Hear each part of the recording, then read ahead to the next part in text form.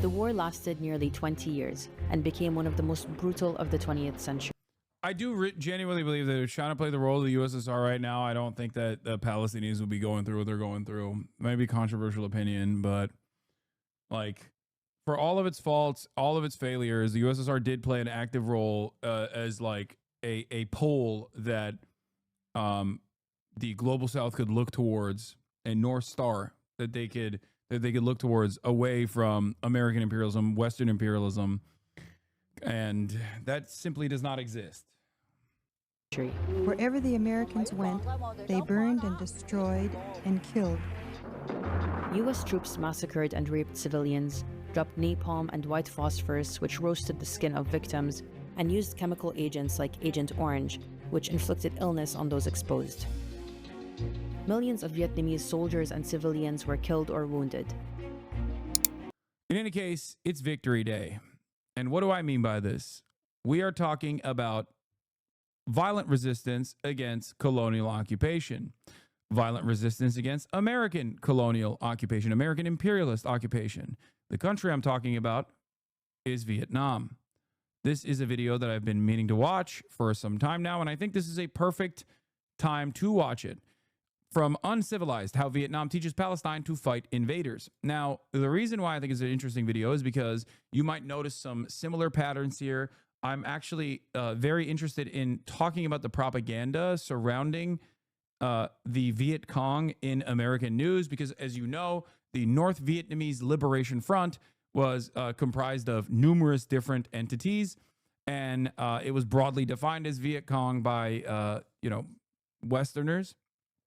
And what's interesting about it was that they, of course, were also, doing battle in southern Vietnam. Southern Vietnam was where the overwhelming majority of bombs were dropped by the United States of America, despite the fact that southern Vietnam was also de facto a puppet state for the United States of America, led by a psychotic freak.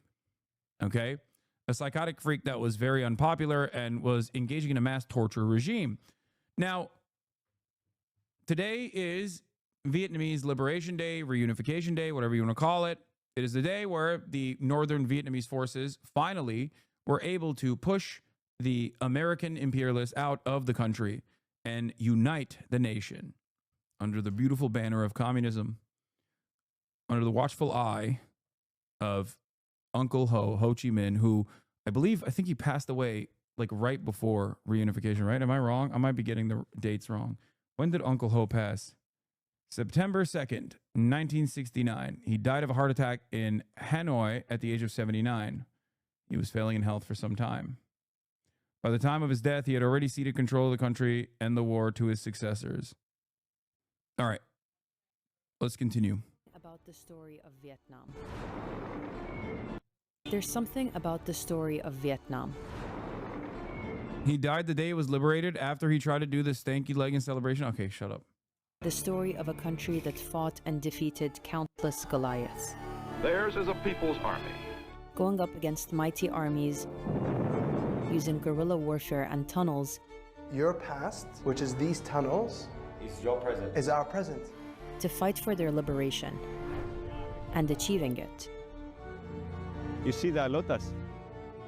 The lotus is in the mud, but the lotus is not dirty by the mud. Even though we have been so war-torn, we are not punished by it. Wow. While our people are still fighting our own Goliath, we wanted to learn, how did the Vietnamese do it? And what happens once this Goliath is taken down? This is different. What does a national identity built on liberation and resistance look like when the country's at peace? And is Vietnam really at peace? There's a new disturbance of the peace, and it's this. We traveled to Hanoi in the north and Saigon in the south with our friend Quyen. Didn't expect this heavy shit this year. To explore Vietnam's story of liberation and the story it's writing now. Rolling? So we're in Hanoi, your hometown. We're calling Grabs, which is a motorcycle, basically taxi. Yeah. And when you called the guy, what did he say to you? He said đồng chí, which means comrade. Comrade, he called you comrade. I love that. Comrade. I forgot that that's how we address each other here. You've been gone for too long. I've been in Saigon for too long.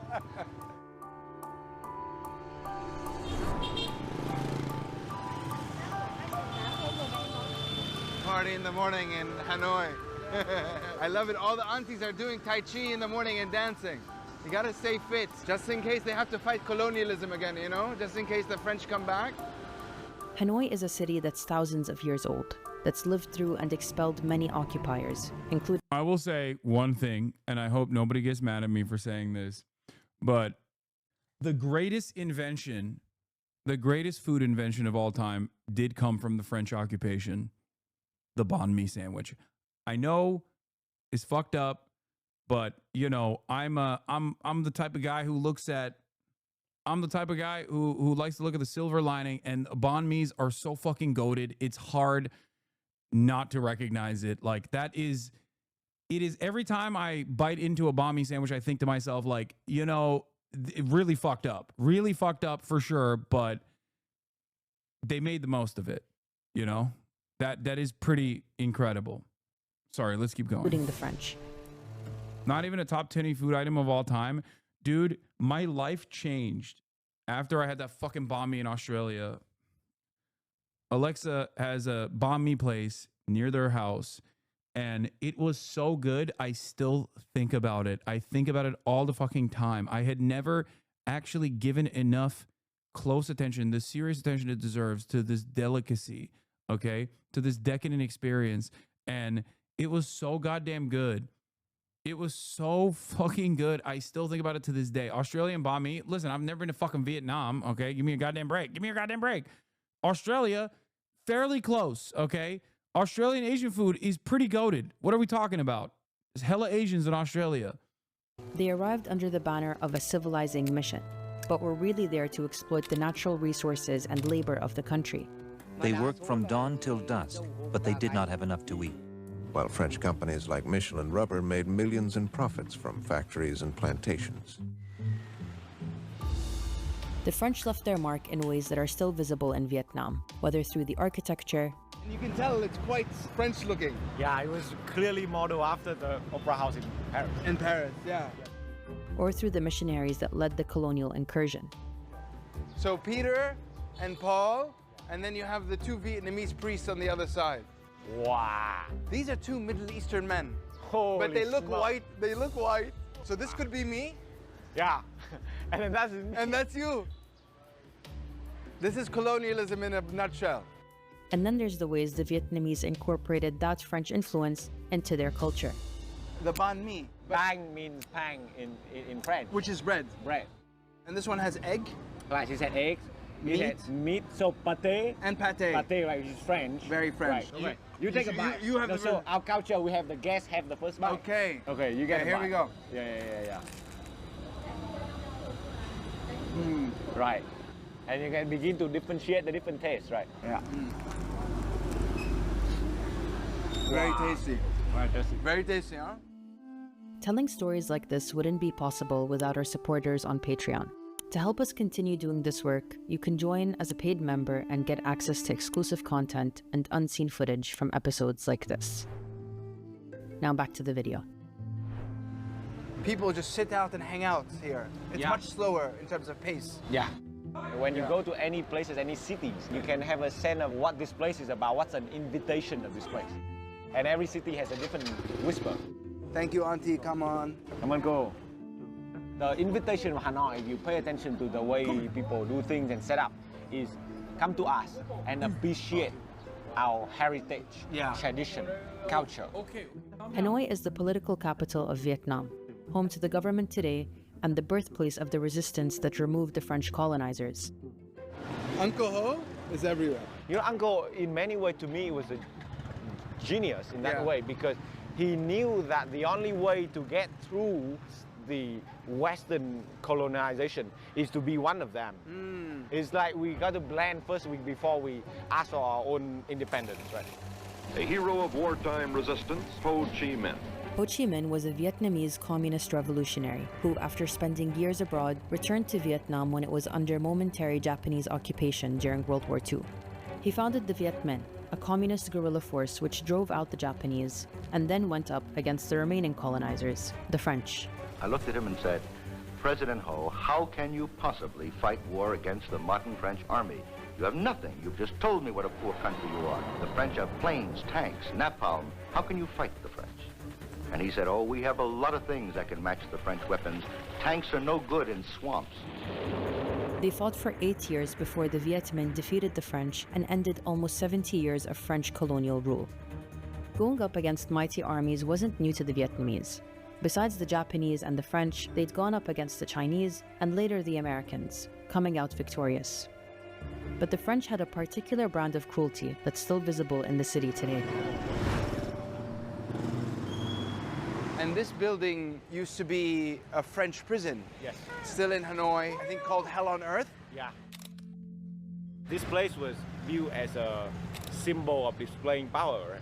But also for other people see this is what happens when you rebel against the French. The French. So there is some public displaying element. They staged public executions. The severed heads were photographed and printed on postcards, which soldiers sent home to sweethearts in Paris with kisses from Hanoi.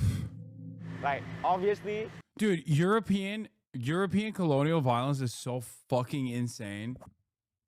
It's actually, like, this is such a common... It's such a common meta. It is such a goddamn common meta. Like, these motherfuckers had human zoos, bro. Like, in Belgium and shit. They had human zoos. And, like, not that long ago, for the record. Isn't that crazy? Like, we like to think about how, you know, Western liberal democracy is so enlightened, and like the unimaginable barbarity, the unimaginable barbarism of European colonialism is so fucking crazy. It's so fucked up. It's like, dude, that is so much more barbaric than like anything people claim any fucking anti-colonial resistance force has ever done. Anyway, sum the point. After the war and everything, we can just throw this and there are animal enslavement zoos which are barbaric. There's animal death camps going on right now and you're supporting them. You're ignoring this reality. Why aren't you vegan yet? Yes, dude. I'm doing a chicken holocaust, okay? Every day up in here. It's the same. I'm a speciesist, brother. I am a speciesist. And so are you. Vegans get in their own way because normally we haven't had like a lot of vegan chirps. We haven't had a lot of vegan chirps in this community in quite a while. Old heads remember Austinox is the OG vegan chirper, by the way. Like I don't eat that much beef anyway. I eat mostly chicken. And I'm perfectly willing to just never touch meat ever again. Never touch an animal product ever again.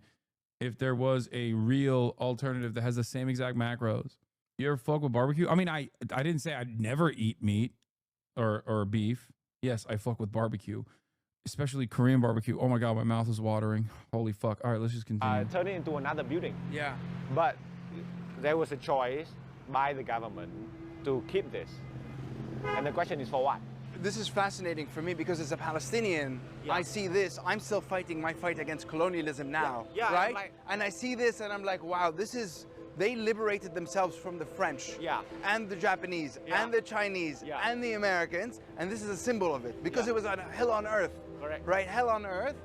And it is for me, wow, this is what post-liberation could look like, right? Yeah. We can have a museum one day that says, oh wow, now I'm touched by what you said. do you see what I'm saying? Yeah, so now you haven't gone to the stage where you can put a museum up.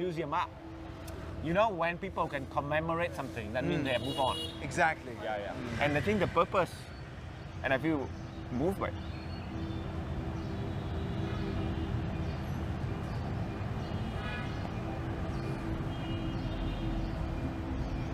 Is that what do we have? It's very fragile. And we want to remind ourselves that what we have is very fragile and it can change again.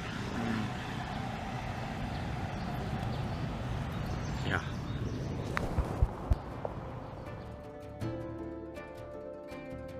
After the French were defeated by the Viet Minh, Vietnam was divided into two.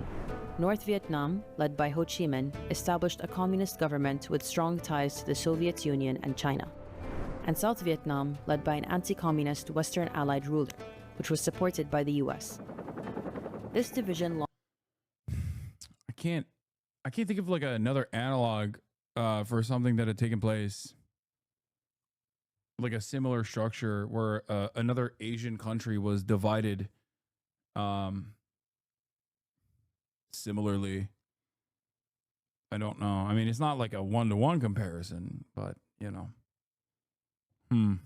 Launched a second, more brutal war, this time with the US getting directly involved. If the United States now were to throw in the towel and come home, and the communists took over South Vietnam, then all over Southeast Asia, all over the Pacific, in the Mideast, in Europe, in the world, the United States would suffer a blow. The Western world calls it the Vietnam War, but to the Vietnamese, it's known as the Resistance War against America to save the nation. Can you ask him what was his personal feeling when they divided the country in half? Miền Nam, miền Bắc không bao giờ mình có thể chấp nhận. Can never accept it. Never accepted. No. Không bao giờ. Bởi vì là một dân tộc. This is one nation, one tribe. This is impossible, unthinkable, because if you have North and South, you're one country, but then you see each other as enemy. This is Doan Ngoc. He's the Vietnamese composer behind one of the most famous wartime songs that's still popular to this day. Would he sing it for us? Yeah. Đúng rồi. Năm anh kém trên một chiếc xe tăng như năm bông. Wow, I can't believe he's singing such an violent, anti-white song. That's unironically what people say when, like, South Africa's like sing "Kill de Boer" or whatever. For the record, this is a hate song. I can't believe it's the same principle behind people being like, "Wow, I can't believe the Yemenis have a song about like the Saudis." Trying to ethnically cleanse them. Like, that's literally the same shit. The only difference is Vietnam is now an established fucking country. So obviously, if you were to run around and say shit like that, even if you said something like that about North Korea right now, people will look at you like, what the fuck is wrong with you? Remember when that fucking freak Dan Saltman tried to do that with the Ia Cha song, the DPRK song that I played? And he tried to get me banned for fucking playing terrorism music because DPRK is a state sponsor of terror according to the American State Department. Like, yeah, there is an extent to how much you can push that note. Yeah, I can't believe that they have violent songs. I can't believe they have violent songs about their, liberation movement. Please do not look at the Pledge of Allegiance or any number of different songs that come from the Revolutionary War period. Do not look at that, because that would also be fucking violent, because that's what it is.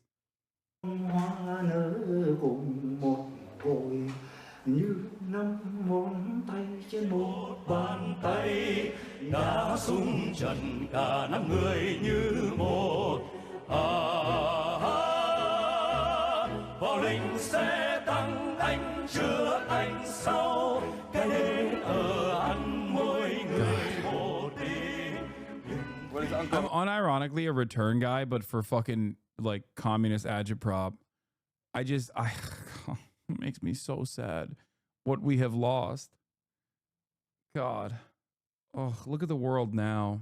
How can you ever look at the world right now as it exists and be like, nah, it's so good. The world would have been better off if there was no USSR. See, we're doing so much better now.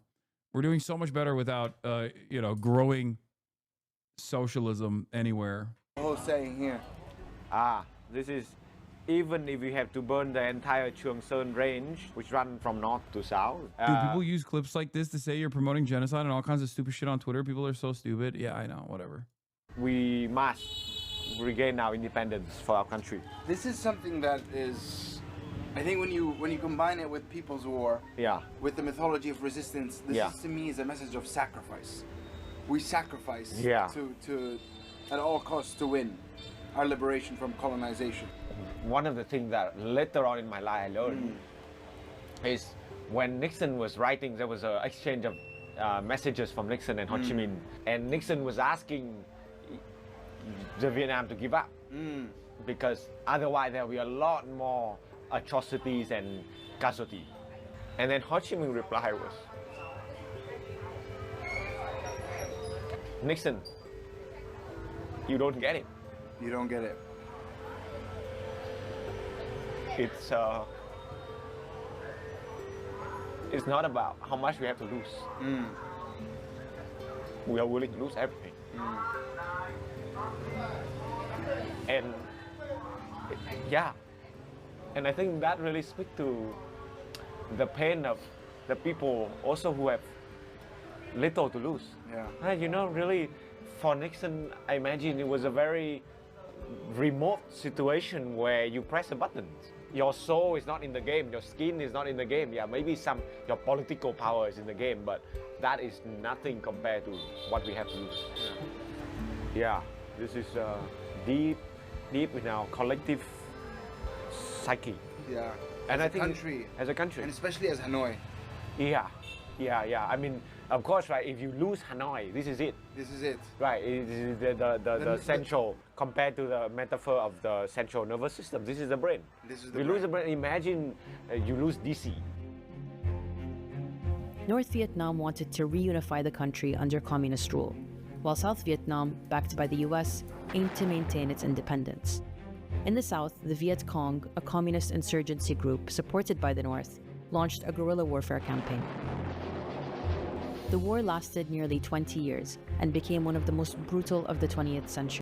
I do genuinely believe that if China played the role of the USSR right now, I don't think that the Palestinians would be going through what they're going through. It might be a controversial opinion, but like, for all of its faults, all of its failures, the USSR did play an active role as like a pole that the global South could look towards, a North Star that they could look towards away from American imperialism, Western imperialism, and that simply does not exist. Wherever the Americans went, they burned and destroyed and killed. US troops massacred and raped civilians, dropped napalm and white phosphorus which roasted the skin of victims, and used chemical agents like Agent Orange, which inflicted illness on those exposed. Millions of Vietnamese soldiers and civilians were killed or wounded. The war ended in 1975 when North Vietnamese troops captured Saigon, leading to the reunification of Vietnam. Determined to protect every inch of the socialist country. Yeah, since post the war, post the unification, so it's not just the army soldier, but also the workers and then people from different nations, different tribes and so on. Everybody, right? Yeah. This is important photos too. It's a classic, a young boy with a flute on a buffalo, right? And this is peace, simplicity. Simplicity. This is what we fought for, the right to do this. But I think the thing that now I'm questioning is it a peaceful time? Are we in a peaceful time? Yeah, that I don't know, right? On the surface, yes. Yes, there's prosperity. Right. You're not colonized by a foreign power that's invading and occupying. Correct. But you are dealing with another ism that is very powerful. Correct. And that's capitalism. You're gonna be my Grab driver. My Grab driver. In Saigon because I have a bike here.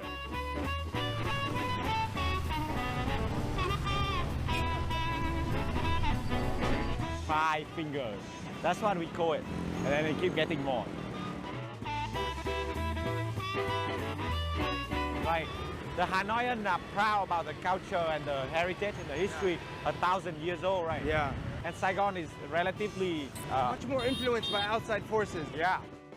It seems that Saigon's heart is made of money, and there's nothing that's not for sale. Under the French, Saigon was known as the Paris of the Orient. It was the economic powerhouse and center of commerce and trade.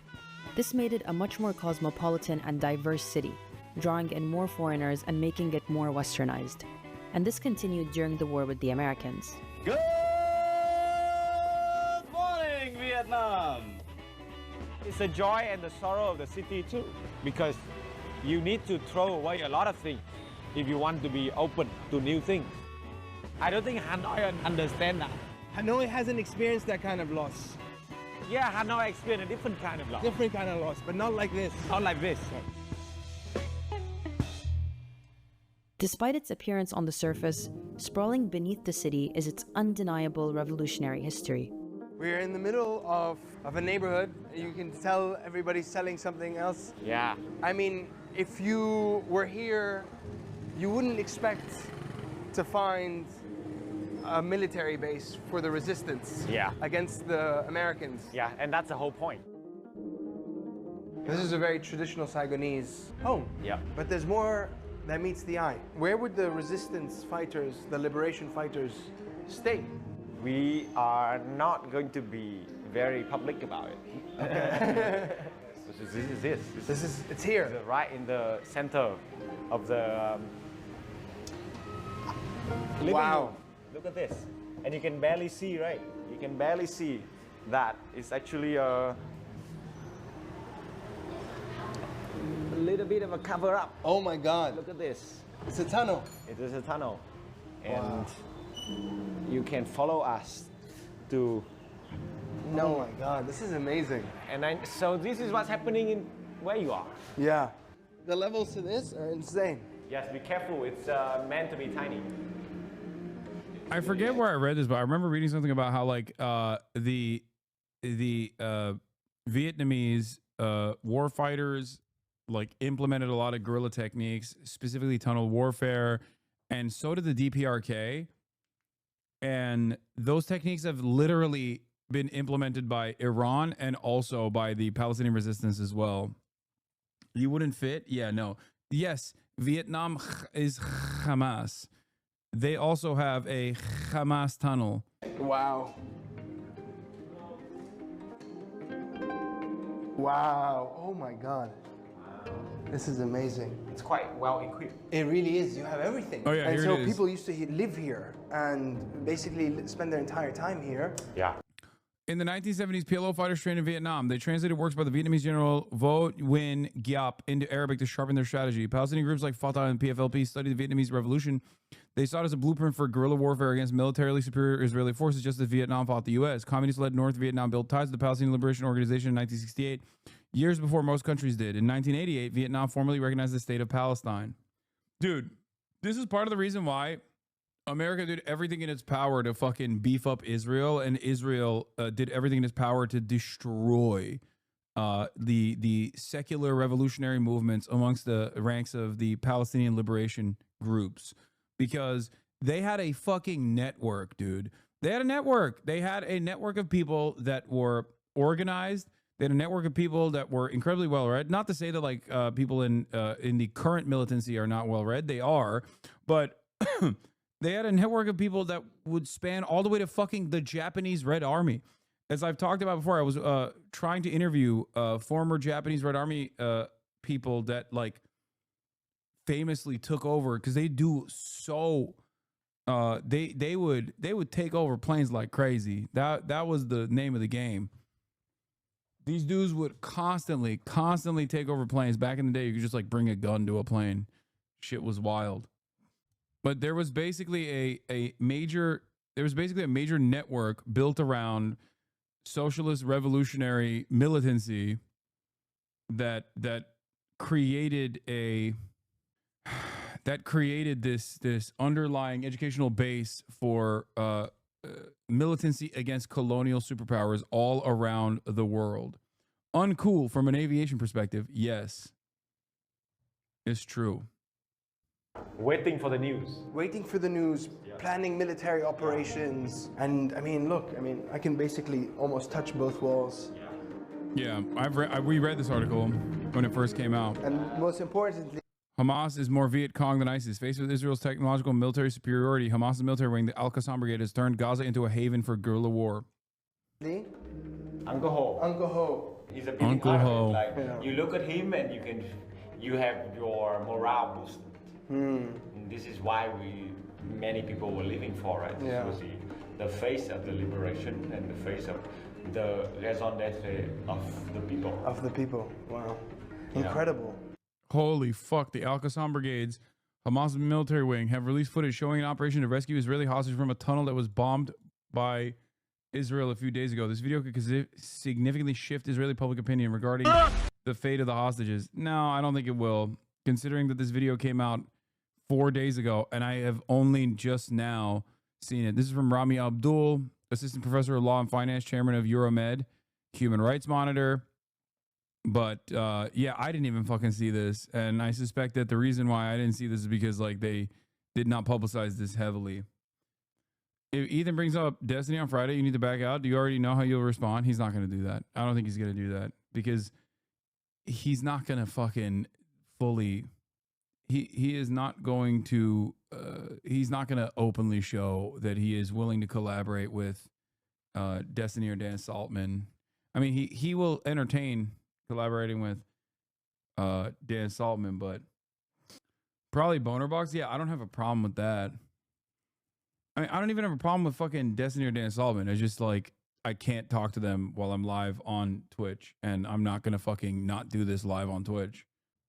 Incredible that I'm saying your past, which is these tunnels. Yeah, I saw this video as well. This is a good video. This is what people in Palestine are doing right now, living in tunnels, fighting colonization.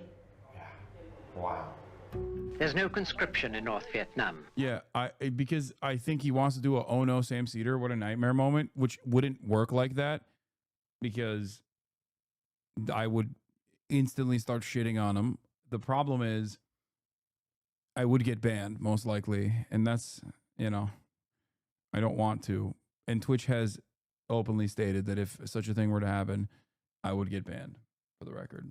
But he even said he wouldn't do it, and I have to trust his word. I have to take his word on it. There's not much I can do. Plus, he can destroy me. He can destroy me in the marketplace of ideas anyway. He can destroy me on his own in the marketplace of ideas. He's a brilliant debater. He took down Sam Cedar today. I'm genuinely, I'm terrified. I'm scared. He's smarter than me and hotter. He's got it all. Soldiers are volunteers. It's and on behind Friday, the chatters. army, there's a whole nation at arms. This, then, is a people's war. The US and southern Vietnamese forces were much better equipped, but the Viet Cong had an extensive network of tunnels running through the south.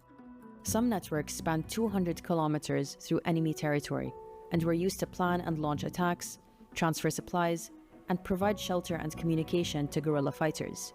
War against an elusive enemy. The fact that the Viet Cong were embedded among civilians meant they were a harder enemy to fight. Can you please answer my question comparing DPRK situation to Vietnam when it comes to idolatry or cult of personality? Uncle Ho pictures? What are they, some kind of monarchy? I really don't get why people cut through the Kim Il-sung smearing when they can't recognize that people like Uncle Ho deserve the veneration. Can you please answer my question comparing DPRK situation? Yeah, it's a really easy answer. One became a country that was like completely fucking shut off from the rest of the world. The other one actually won the war. That's the only problem. If Kim Il-sung had won and Korea was a unified nation state, they probably would resemble Vietnam right now. They'd probably be even more advanced than Vietnam at this moment. Like significantly more, actually. Whether Kim Il-sung was the GOAT, what are you talking about? I'm not disparaging Kim Il-sung. I'm simply talking about the Kim family and you know their way of governance. Vietnamese revolutionary smiling after being sentenced to 20 years of labor camp by the fascist South Vietnamese puppet regime in 1968. She replied to the judge, "Your regime won't last that long," and she was right. Happy Victory Day. She spent 6 years in a labor camp before the fascist U.S. puppet regime fell, and she was freed. That photo became known as the Smile of Victory and came to symbolize many Vietnamese women who fought the U.S. empire and won. After the defeat of the genocidal U.S. imperialists, Vo Thi Tang, I don't know how to say her name, retired from the army and became the head of the Women's Union, served in the National Assembly, and also chaired the Vietnam-Cuba Friendship Association. But that also led to the targeting. Like, this right here, what I'm doing right here, explaining or showing you the successful methods of guerrilla warfare, okay? Successful methods of guerrilla warfare, and the video making these comparisons to Palestinian guerrilla warfare, like Palestinian resistance against Israeli occupation.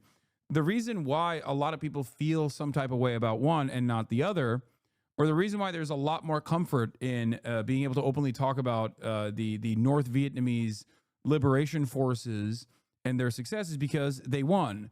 And also because it was in the rearview mirror, which goes back to the same adage, which is, you know, liberals support every single civil rights movement except the current one. They support every single anti-war protest except the current one.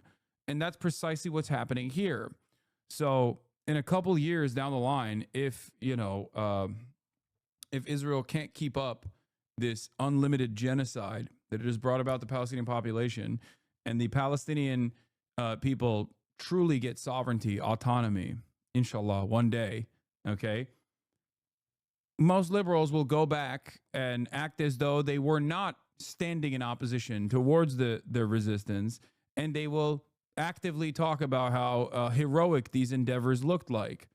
Because when you look at instances of violence and war, colonial occupation, as opposed to resistance against that colonial occupation, the unimaginable bloodshed caused by the resistance forces, no matter how traumatizing, no matter how bloody it may be.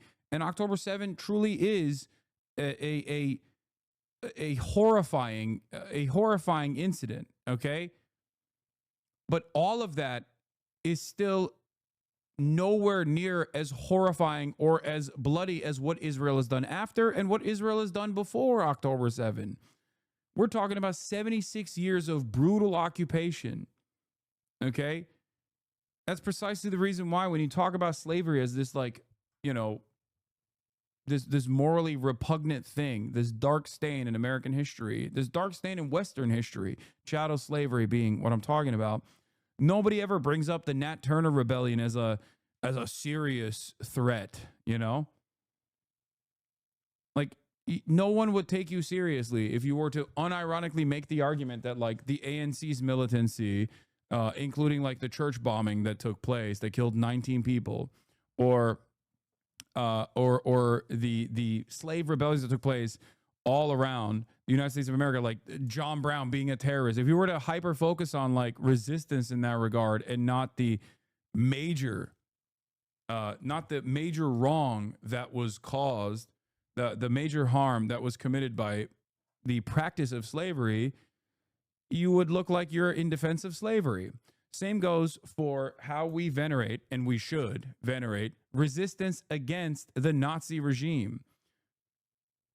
Civilian resistance against Nazi regime is hailed as heroic, understandably, because it was heroic. This is precisely the reason why I always say, like, look, I'm not talking about their domestic affairs. I'm not talking about their day-to-day existence, but in terms of like making the occupation and the genocide of the Palestinians costly, the Houthis are on the right side of history, okay? Just on that alone, they are on the correct side. They're on the morally correct side. Dare I say, maybe even on the legally correct side. In terms of cutting off supply lines into Israel, that is the appropriate measure to take. It's one of the least consequential, least violent ways of trying to deal with the problem. And massacring of civilians. Jamais, jamais, ils gagneront cette guerre. Jamais, jamais, nous subirons. The tunnels remained and were an integral part of the Viet Cong. I think it's still fair to say that the Confederacy and slavery is still defended. No, I'm talking about liberals. I'm not talking about fucking reactionary weirdos, by the way. So yes, you're right. In the South, John Brown is definitely still seen as an evil terrorist. And I totally understand that because they're fucking losers. Okay. They're stupid ass racist losers. Anyone that still tries to venerate the Confederate soldiers or the Confederacy or the generals or whatever is a giant loser. It's that simple. So yes, I'm not talking about those people. I'm talking about liberals. Like, liberals are not going to. Liberals love talking about how you know, the North didn't go far enough, right? Like they always fantasize about how hard they would have fucked over the Confederates if they had the power at the time or whatever. They talk about how they would participate in the Underground Railroad, right? They fantasize about this shit, but then like in the real world, there is horrifying settler colonial violence that is happening, that's unfolding right in front of their eyes, but they can't even take a fucking moral stance against it. And that blows my goddamn mind. Yeah, liberals say Sherman didn't go hard enough. have no issue being like Israel should go harder. And that's the problem. That is what I'm talking about. That inconsistency is precisely what I am talking about here when I say liberals that fantasize about being these like rebellious revolutionary figures in the real world are very scared of any sort of disruptive anti-imperialist action. They want to constantly put a timeline. The white moderates, as Martin Luther King Jr. correctly pointed out in his letter from Birmingham jail, the white moderate wants to place a timeline on another man's emancipatory journey. The white liberal wants to tell you, here is how you're supposed to resist. Now is not the right time. This is not the right way. So that's precisely why when people say like, oh, how dare you say from the river to the sea, Palestine will be free. That is not an emancipatory slogan. That's actually a slogan that means you want to kill all Jews. It's like, well, why am I supposed to listen to you in this regard? You clearly are not invested in the cause of Palestinian emancipation. You just simply aesthetically want to stand as though you are side by side with the Palestinians, but you are terrified of them. You secretly do think that they are barbaric and backwards and mass rapists and whatever the fuck. Eventual victory. From the tunnel, there's a ladder, and it's supposed to take you to a bathroom. Thank goodness. Yeah. Otherwise, we'll all die here. Oh my God. Hey guys, what's up? And right next to it here is the bedroom of the house. Yeah. And it's like, I showed somebody a video of Nelson Mandela talking about when violence is justified, and an H3 fan responded with a grok summary, still trying to debunk it. Oh my lord. Nobody knows what's happening? No one knows. And it's such a fundamental part, I think, of what we learn about Vietnam. Is this idea of people's war, of guerrilla warfare, but it does not work if the people don't support it. Correct. Because the resistance fighters didn't come from a foreign land. They're from the people. They're our aunts, our uncles, our cousins, our brothers, our sisters, our mothers, our fathers. So naturally, they stay with us. They live amongst. Dude, vanguardist authoritarian tankies do a pretty good job of placing timelines on other people's emancipation/revolutions, though. No, who? What are you talking about? What are you even talking about? Who are you talking about? Who is a vanguardist authoritarian tanky? You're just slapping on words. What the fuck? Where are these people? What are they saying? Please explain to me. Vanguardist authoritarian tankies, Kamala Harris. The most common critique of communists ever? What do you mean? No. Don't just do vague gesturing towards something that we all are on board with, because I clearly do not understand what you're saying. Use your words. Who are you talking about, and what are they doing in terms of like placing a timeline on other people's emancipation? Are you talking about, like, when you say tankies, are you saying like the Hungarian counter revolution or something? Like, what are you referencing? Is it the USSR rolling tanks? Is that what we're talking about here? Like, what? I'm giving you help. I'm helping you. I'm helping you come up with a coherent worldview. Is the ideology just an ideology of liberation, or is it actually communism? Just think about it, like, people would not fight for communism ideology, but will fight for your brother and your sister. Yeah. People need the... Chat, he's talking about former Minister of Defense of the Soviet Union, the great Marshal Georgy Zhukov, liberating Europe from fascism. Why would you put a timeline on that? That was really fucked up. He's saying, don't do that. Do not liberate the concentration camps. Marshal Zhukov, do not liberate the concentration camps, please. There is a different timeline here of when the concentration camps must be liberated, and you are liberating them too fast, sir. Don't do it. Don't do it, sir. You're liberating them too fast. Too much winning, sir. Don't do it, Zhukov. You must liberate slower. Dude, what is it? Is like the 101 anti-communist position of every non-communist revolutionary, Hasan? I don't know what you are. I'm more confused. Oh, are you saying you are LARPing as an anti-communist? Is that what you're saying? the conviction of... Chatter mad they didn't take all of Germany, leaving the West to suffer. True. A real unification of Germany must have happened. Political leader. Yes. That, yes, with this direction of this person, we can make it. But it's not the reason we fight. We fight. Interesting. Yeah. Communism, in a way, lends itself very strongly to Vietnam because it's already a very community-based, family-based structure. Yeah. The us is stronger than the me. Yeah. But at the end of the day, people are not fighting for communism. Yeah. People are fighting for liberation. Yeah. They're fighting for freedom and self-determination together. You see the lotus? This is our national flowers. One of the teaching of the Vietnamese Zen master Thich Nhat Hanh, very well-known teaching, is no mud, no lotus. No mud, no lotus. The Vietnamese wouldn't be who they are without their history of expelling mighty army after mighty army. But the traumas that come with resistance and liberation... I'm not gonna lie, I'm a little disappointed in this video. I actually did think that they were gonna talk about the history and also all the cool things that the North Vietnamese forces did, or even like the espionage they engaged in South Vietnam.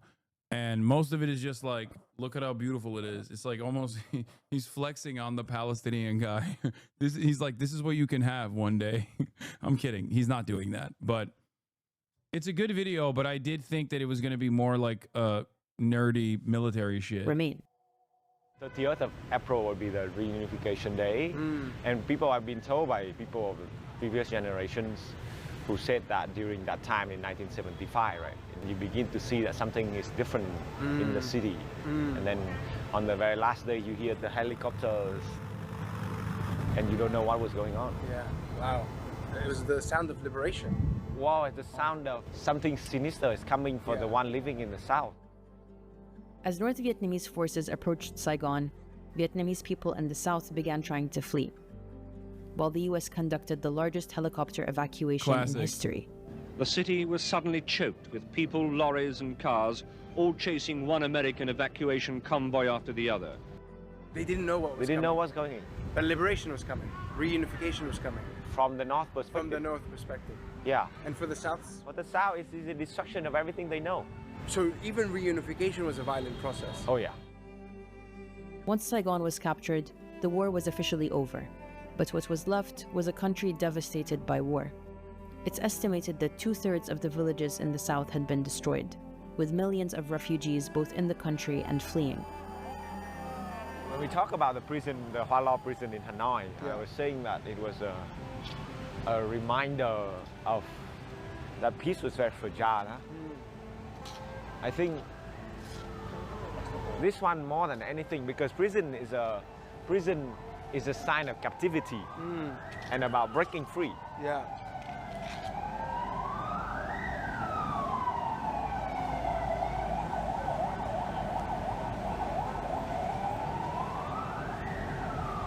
This is different.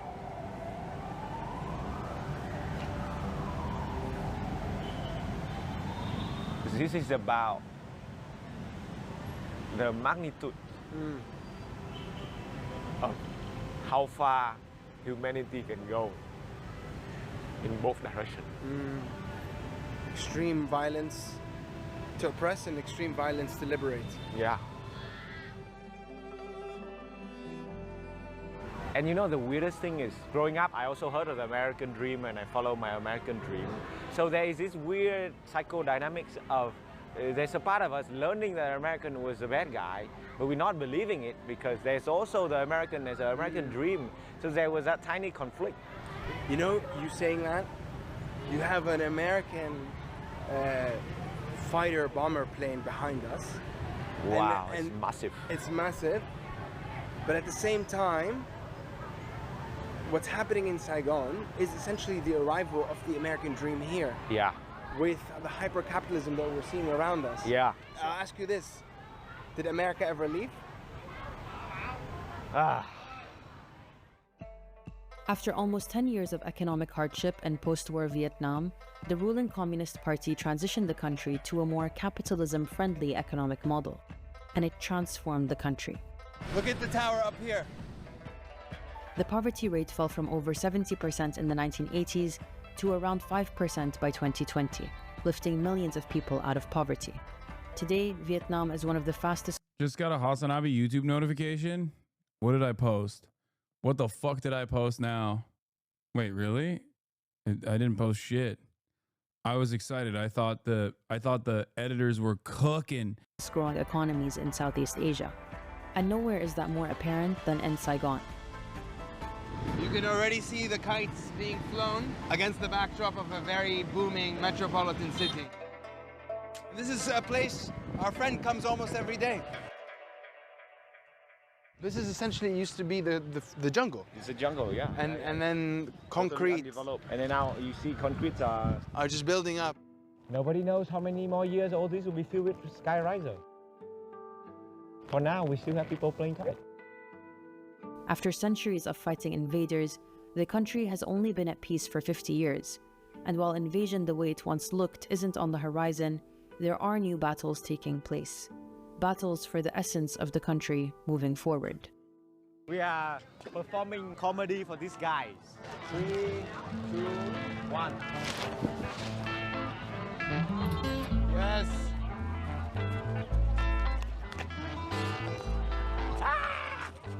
No! Vietnam wasn't free in one day. It took many centuries. That's true. No! I think they just flew us now. I think so. Do they have any tips for us? No! Keep running!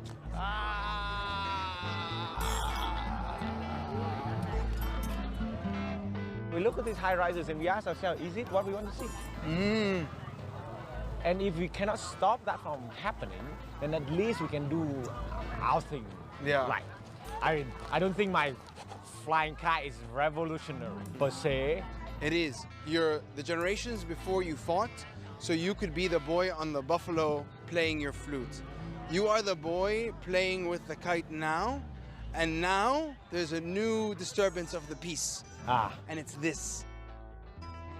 This is the disturbance of the peace. Yes. And this is the restoration of the peace. Exactly. Yeah. Exactly. And you're right. This in itself is an act of defiance. I'm going to come to the park. Yeah. I'm going to slow down. Yes. Because hyper-capitalism is going to drive me to want to produce. Yeah, and do to work. Move and to do work. And meet the deadline. We are protecting the peace that we know is already here. Yeah. And it's not like we are fighting against anybody, but the act of creating a time and a space for this kind of peace is, I find, it's a continuation of what we already know. Yeah. It's so beautiful. It is so beautiful, right? I'm like it's one of it. This is to me is so very moving. magical. It's very magical. So to have the magic and the enchantment return, or not lost. Yeah. This is the protector in me, right? Yeah. You know, Uncle Ho and friends has protected the country. So now we protect the essence of it. And you protect the essence of it. I think along my journey from north to south, I learned a lot about what my future could be from your past and present, not just from your past. Yeah.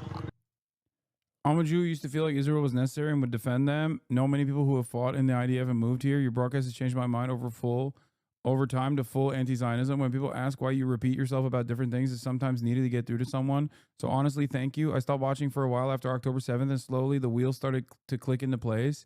You watching The King right now, Lagote? You should look into the case of Brooke SB versus Elizabeth CC. Crazy.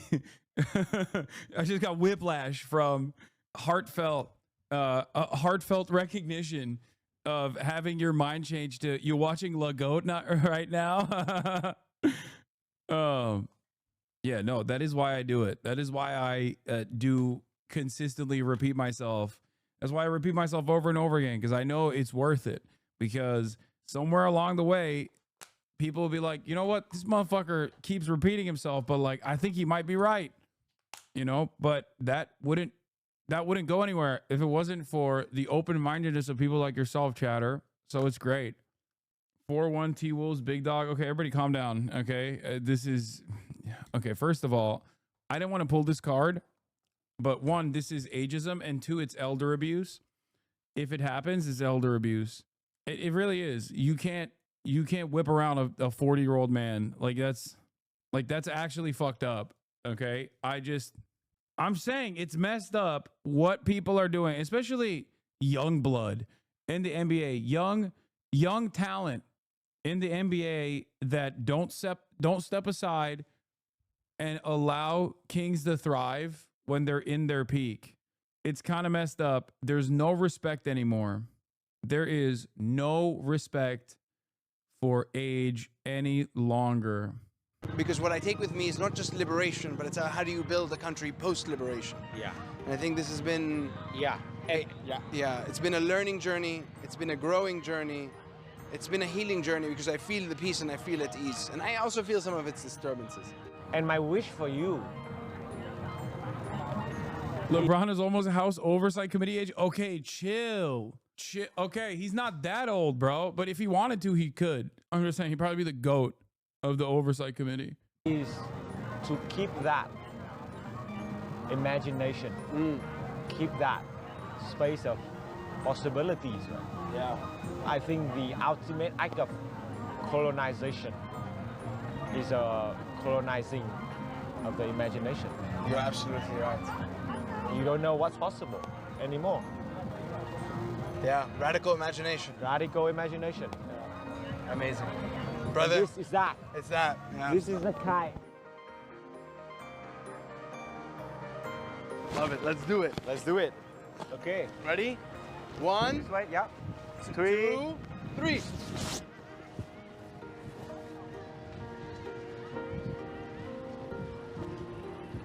Yes. Yes. Coming up this time. Can you compliment me too? I've always hated Israel, but my grandpa called me a human clownfish today. I need support.